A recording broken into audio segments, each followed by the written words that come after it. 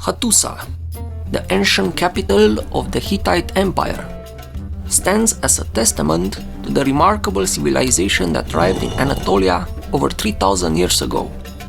Located within modern-day Turkey, Hattusa's awe-inspiring ruins reveal a city once adorned with grand temples, majestic palaces, and imposing defensive walls.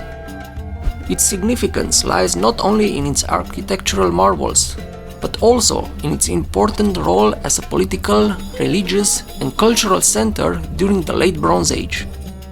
Stay tuned to learn more about the history of Hattusa and the most important tourist attractions of the archaeological site.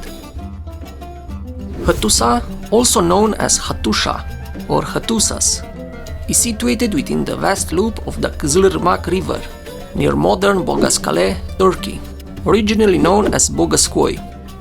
Positioned in the Anatolian highlands, approximately 180 kilometers east of Ankara, Hattusa lies within the Turkish province of Çorum. The ancient city lies amidst the Boghazköy plain, at the threshold of steep southern mountains, with its terrain stretching over a north-south length of 2.1 kilometers, rising around 280 meters in elevation. This location served as the nucleus of the Hittite Empire, encompassing a landscape characterized by rocky outcrops, all of which were integrated into the city's architectural fabric during the height of Hittite civilization. The city of Hattusa, initially settled during the Chalcolithic period in the 6th millennium BC, later became a trading post for Assyrian merchants. Destroyed around 1700 BC, it was then rebuilt and emerged as the capital of the Hittite Empire by 1650 BC under King Labarna. Despite being attacked by the Kaskians, it remained the capital until the Hittite kingdom's end in the 12th century BC. At its peak, Hattusa covered 1.8 square kilometers and was enclosed by thick walls erected during Suppiluliuma I's reign. The inner city, occupying 0.8 square kilometers, housed a citadel and a royal residence on Boğazkale.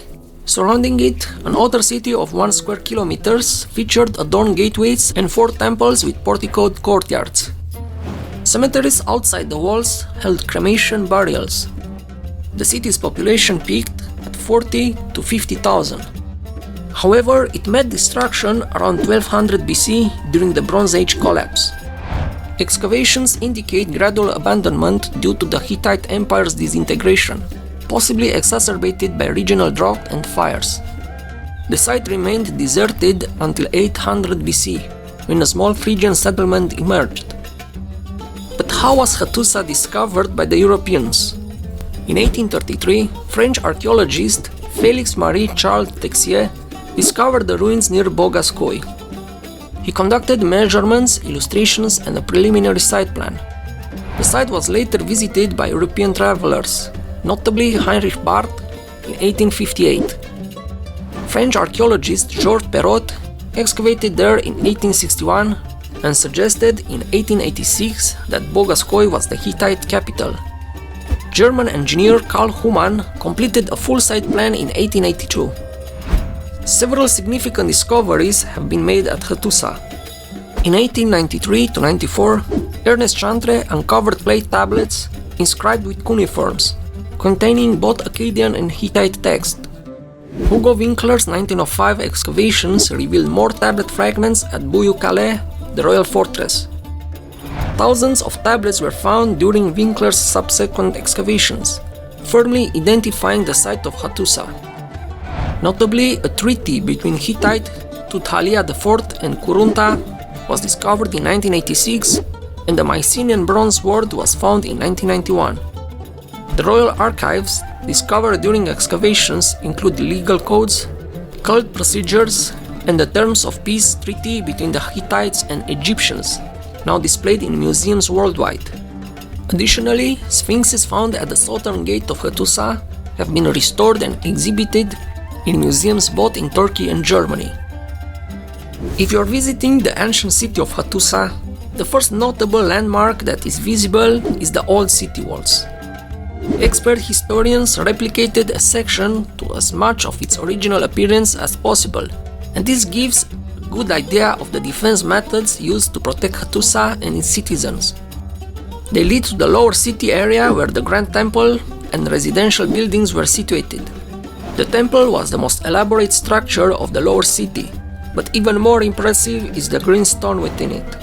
Historians and experts have been unable to establish why it was there, but with its smooth cube-like appearance and unusual gem color, maybe the Hittites thought it had mystical powers and used it much like a talisman. Another interesting attraction is the Lion Gate, set between two gates without an archway, and named after the lions flanking either side.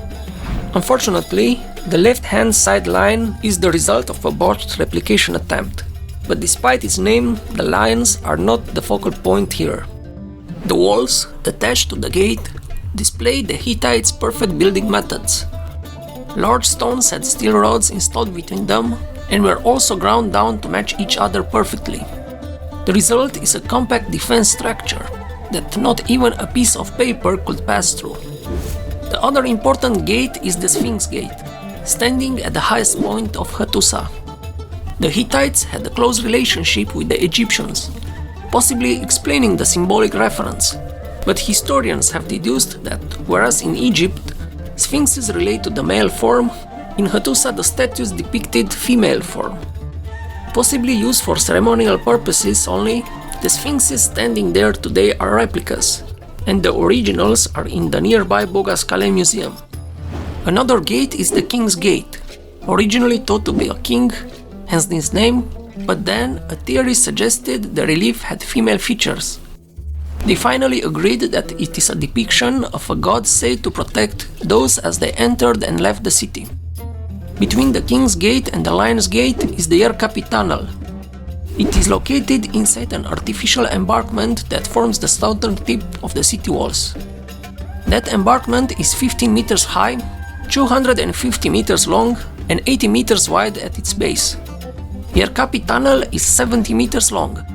It was built with huge boulders and then covered with an artificial embankment. So far, archaeologists have discovered 12 similar tunnels under the fortifications of Hattusa. However, Yerkapı is the best preserved structure of them all. Hattusa experiences a climate characterized by dry summers, cold snowy winters, and mild to cool wet springs, and autumns with light rain. The majority of rainfall occurs in May and June, while July to October is typically dry. When visiting Hattusa during the summer, it's advisable to bring water, sunscreen and a hat or umbrella due to limited shade and a lack of drink vendors. Plan to spend approximately 3 to 4 hours exploring the site fully. Wear comfortable shoes if you intended to walk, as the main sightseeing route covers about 6 kilometers. I hope you enjoyed our video. If you know other interesting stuff about Hattusa that I forgot to mention here, please write about it in a comment below. And remember that you can help our channel to grow by just pressing the like button and by sharing this video with your friends.